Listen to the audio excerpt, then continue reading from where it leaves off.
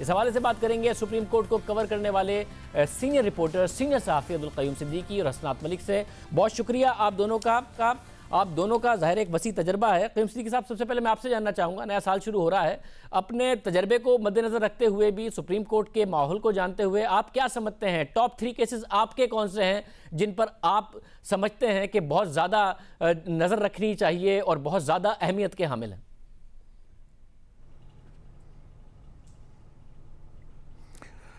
जी हाँ शहज़ेब, ज़ाहिर है कि जो सबसे अहम केस है टॉप जो वो अपनी अदलिया ही से मुतालिक है, क्योंकि जस्टिस काजी फ़ाइज़ ईसा जो हैं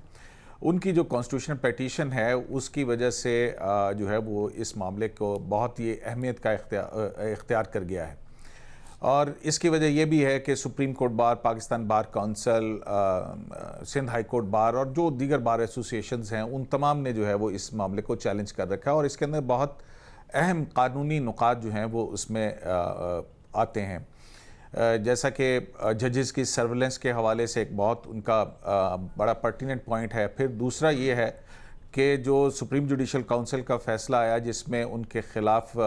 जो प्रेसिडेंट को ख़त लिखने का मामला था जो डिस्पोज ऑफ किया गया, उसमें जो चीफ़ जस्टिस पाकिस्तान ने अपना बयान किया, उनकी मुलाकातों की तफसील और इस हवाले से जो बात की, तो उसके बाद जस्टिस काजी फ़ाइज़ की जो CMA आई उस सिविल मिसलिनियस एप्लीकेशन के अंदर, उसमें चीफ जस्टिस ऑफ पाकिस्तान के ऊपर उनके हवाले से बाइस का जो है वो भी बात सामने आई और इल्ज़ाम जो है वो लगाने का बात सामने आई। इसके साथ ही जुड़ा हुआ मामला सुप्रीम जुडिशल काउंसिल का है। सुप्रीम जुडिशल काउंसिल की कार्रवाई वो भी देखना होगा और उसी के साथ ही जुड़ा हुआ मामला है जस्टिस शौकत अजीज़ सिद्दीकी के जो उनको बरतरफ किया गया था सुप्रीम जुडिशल काउंसिल ने, उसका फ़ैसला भी सुप्रीम कोर्ट के अंदर पेंडिंग है और एक तवील अरसे से उसके अब नहीं हो सकी है। इसके बाद जो दूसरा बड़ा अहम है जिसका कि ओवरऑल सोसाइटी के ऊपर और केसेस के ऊपर फ़ैसला का असर होगा, वो आपको याद होगा कि अप्रैल में 7 रुकनी लार्जर बेंच था चीफ जस्टिस आसिफ सईद खोसा की सरबराही में, और उस बेंच ने ये नुक्ता डिसाइड करना था कि जो इंसदाद दहशतगर्दी एक्ट है ATA 7 ATA जो है, तमाम मुकदमात जो हैं वो उसमें ATA में किस तरह से आ सकते हैं और टेररिज्म की डेफिनेशन के हवाले से ये बहुत अहम होगा। गो कि ये जजमेंट रिजर्व हो चुकी है और 6 महीने गुजरने के बावजूद अभी वो नहीं आई, तो ये भी आएगी क्योंकि चीफ जस्टिस जो हैं अगले 3 माह के अंदर क्योंकि वो रिटायर होंगे, तो ये भी मुमकिन है कि अगले अदालती साल के अंदर ये इस हवाले से अहम आएगी। और फिर उसके बाद एक और जो बड़ा अहम मामला है वो है बैरिया टाउन का केस है, और उस बैरिया टाउन के केस में 460 अरब के जो वसूलियाँ हैं उसकी रकम जो है वो किसके पास जाएगी। अब इसमें जो है वो बड़ा एक कानूनी नुक्ता उठाया है अटॉर्नी जनरल फॉर पाकिस्तान ने, और उन्होंने कहा कि इस मद में जमा होने वाली रकम जो है वो पब्लिक अकाउंट्स में जाएगी, फेडरल गवर्नमेंट में, और सिंध हुकूमत जो है वो उसके भी एक दरख्वास्त है, उसका कहना है कि वो इस अकाउंट में जाएगी। अब ये क्यों अहम होगा, वो इस हवाले से होगा कि अगर ये वफाकी हुकूमत के हक़ में जाता है, जैसा कि उनका अटॉर्नी जनरल का मौक़िफ़ है कि 78 के तहत जो इस तरह के फ़ंड्स हैं वो पब्लिक अकाउंट्स में जाते हैं, तो फिर जो डैम फंड है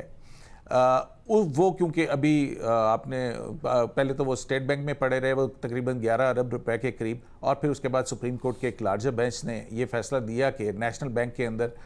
इन्वेस्ट किया जाए और वो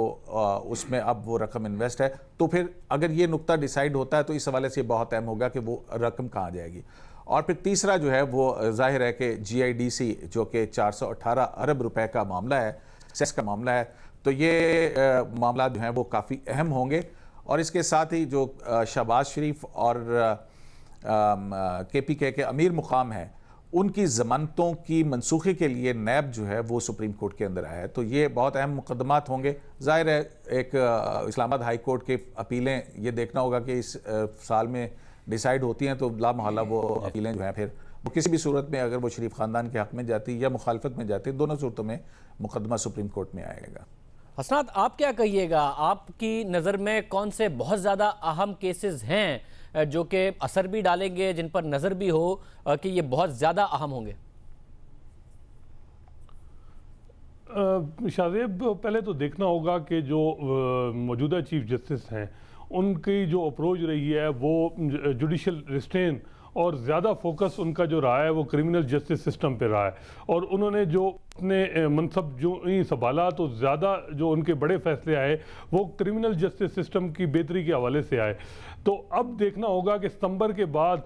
जो अब उनके 3 महीने टेन्योर में हैं, बाकी दिसंबर में उन्होंने रिटायर होना है, तो अब उनका फोकस क्या होगा, क्योंकि क्रिमिनल अपील सुप्रीम कोर्ट में तकरीबन ख़त्म हो गई हैं। तो अब क्या वो जो अपनी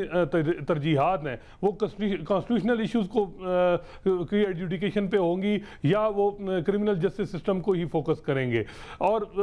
एक जो सबसे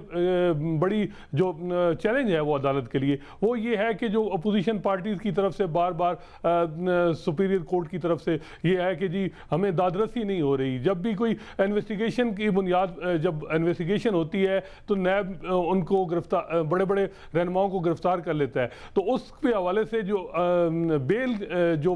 अप्लाई होती है तो वो एंटरटेन नहीं होती। तो अब ये देखना होगा कि सुप्रीम कोर्ट इस हवाले से क्या करती है, इन्फोर्समेंट ऑफ फंडामेंटल राइट के हवाले से उनका क्या सिलसिला होगा। और इसके बाद उनकी रिटायरमेंट के बाद जस्टिस गुलजार अहमद जो हैं वो चीफ जस्टिस ऑफ पाकिस्तान बनेंगे। उनके हवाले से जो उनका तरीक़ाकार है और जो बार की तरफ से है बात बताई जा रही है कि जुडिशल एक्टिविज्म दोबारा बहाल होगा। और मेरा ख्याल है कि थोड़ा सा एग्जेक्टिव जो 1 साल जो उसको रिलीफ या अदालत की तरफ से, क्योंकि जो बुनियादी हकूक या इस किस्म के जो मिस गवर्नेंस बैड गवर्नेंस के जो मामलात हैं उसमें नोटिस नहीं लिया गया, लेकिन जस्टिस गुलजार की जब मुनसब संभालेंगे तो ये ज़्यादा इम्कान है कि सो मोटो और ये मामलात भी आएंगे। फिर चीफ जस्टिस आसिफ सईद खोसा ने अपनी तकरीर में कहा था कि सो मोटो के पैरामीटर तय किए जाएंगे, लेकिन अभी तक वो उस हवाले से कोई पेशरफ नहीं हुई। तो देखना होगा कि क्या 3 महीने में इस साइड पे क्या जुडिशल साइड या एडमिनिस्ट्रेटिव साइड कोई पैरामीटर तय होंगे या इसी तरह इस मामले को जो सो मोटो का इख्तियार है इसी तरह ही रहेगा और जस्टिस गुलजार जो हैं वो दोबारा जुडिशल एक्टिविज्म बहाल करेंगे या जुडिशल एक्टिविज्म। तो ये चीज़ें बड़ी इंपॉर्टेंट होंगी। बहुत शुक्रिया आप दोनों का।